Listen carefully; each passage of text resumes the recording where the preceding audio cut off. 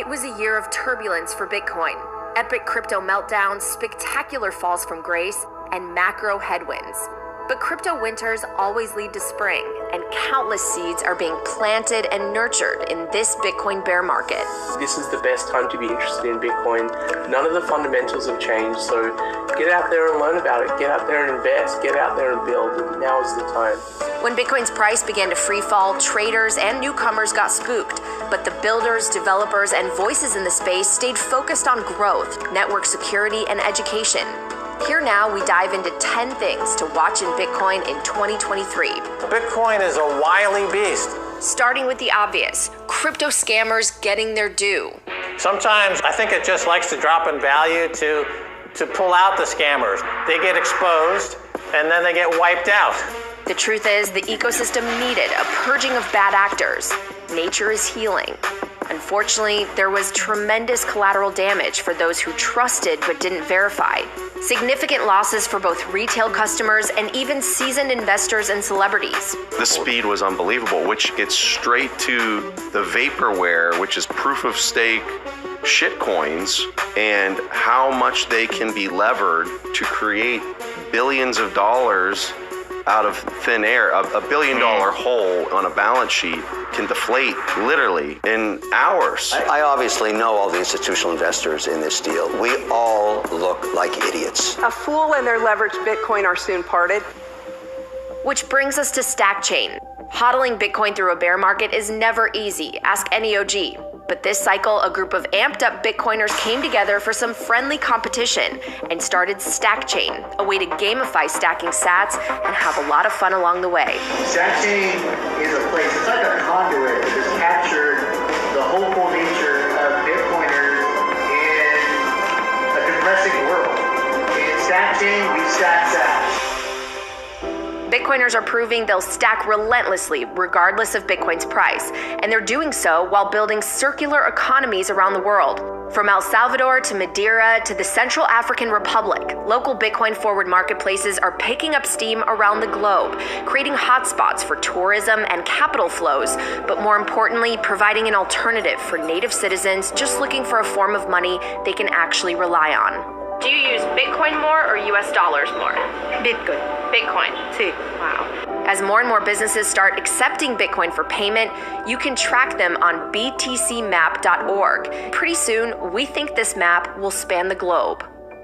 Like the vibrant maps, Bitcoin artists are spreading color and cypherpunk-inspired culture to communities around the world. A refreshing reprieve from a crypto economy awash with ape animations and AI generations. Instead, here is original art inspired by Bitcoin and generated by humans popping up behind prominent voices and at Bitcoin conventions. I make art that relates to Bitcoin. I'm passionate about what it can do and the good it can do for society. I repurpose banking materials in the work to try and show and teach what it's all about. It just feels good to take the tools that have been used to hold us down and to cut them up and reimagine them into something that can then be used to teach about this new era. Proof of work never looked so beautiful. All right, Argentina may be great at soccer. Argentina! But monetary policy, not so much. Unofficial estimates have inflation running at about 25% year over year since 2008, with even more outrageous rates exceeding 50% in 2022 for the peso. Most citizens are ready for a change. That's why we're watching Javier Milei, an economist currently serving as a federal deputy of Buenos Aires, who is running for president this year. He is also a Bitcoin maximalist. El Bitcoin es la reacción natural frente a la estafa que son los bancos centrales y que el dinero vuelva a ser privado. ¿Qué es lo que pasa? Cuando vos tenés economías con alta inflación y el problema de la estafa es más claro, entonces hasta podés discutir, como digamos planteo yo, directamente eliminar el Banco Central. We're all familiar with GoFundMe and Kickstarter and the good causes people come together to raise money for.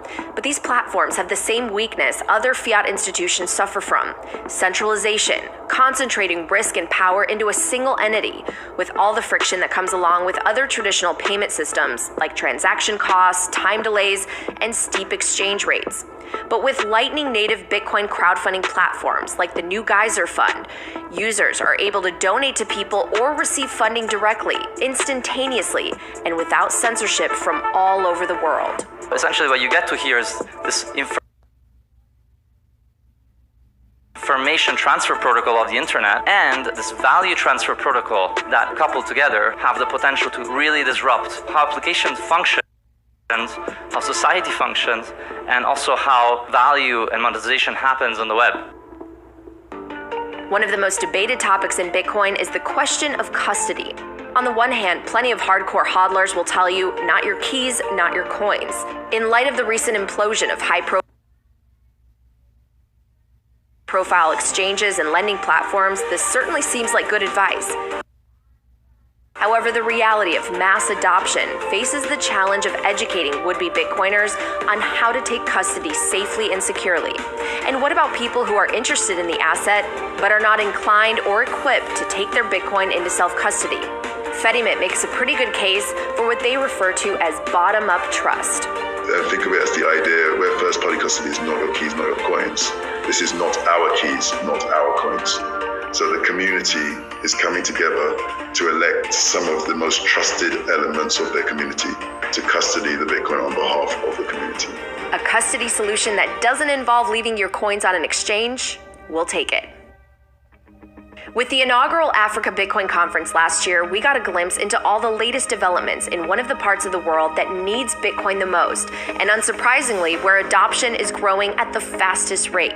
Jack Mallers and Bernard Parra made a major announcement of a partnership between Mallers' Strike and Parra's Bitnob to enable frictionless remittances to Nigeria for the very first time. Bernard and Bitnob is the whole reason we're able to settle value in other currencies and in other continents because they're on Lightning too. If businesses in Africa can't send their monies out, then it's bad for us. But if they can come do business and they have the assurance that there's a payments rail that actually sends their money back, then it improves commerce and trade for us.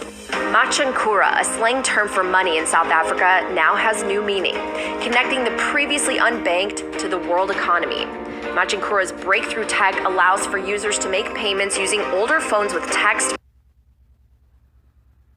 but not internet capabilities. This represents a massive swath of the population that will now be capable of transacting in Bitcoin without any need to upgrade their devices. How fast is the service? If I'm sending you some Satoshis or Bitcoin, depending on the wallet you're using, it's less than a second. And rounding out the top two things we're watching in 2023, censorship-resistant social media. Are you on the decentralized alternative to Twitter yet? Nostr stands for Notes and Other Stuff Transmitted by Relays. This open protocol that operates using cryptographic key pairs is scalable and already has seen massive adoption since the beginning of the year, including regular user Jack Dorsey, Twitter founder and former CEO. So what a relay in my mind is democratizing the town square on the internet so that anyone can become a platform of speech that you can connect to. So they're kind of like free speech nodes on the internet. Nostr is so important. Even with Elon Musk acquiring Twitter, you still have to trust one individual not to censor anybody, not to deplatform anybody, and that's a tremendous amount of trust. And the number one thing we are watching this year is the Lightning Network, the second layer solution to Bitcoin's foundational time chain. It's continuing to see widespread adoption in terms of users and applications and promises to deliver more and more utility in ways we can't even imagine in the coming years. Lightning is an example of how I go from 350,000 transactions a day to 350 million transactions a day. So on that layer 2, you could move the Bitcoin in seconds for fractions of pennies. Lightning payments were failing at almost a 50% rate 3 years ago, and now they're succeeding at almost a 99% rate. And that tells you that the network maturity is starting to get there. This is why I'm so excited, and I'm looking at this and saying, we now have scaling technology for Bitcoin. It's here, folks, and that's really exciting. It's hard not to be bullish on the Lightning Network and all the transformative projects underway in the space. Block by block, stack by stack, Bitcoiners aren't just envisioning, they are building the future they want to see.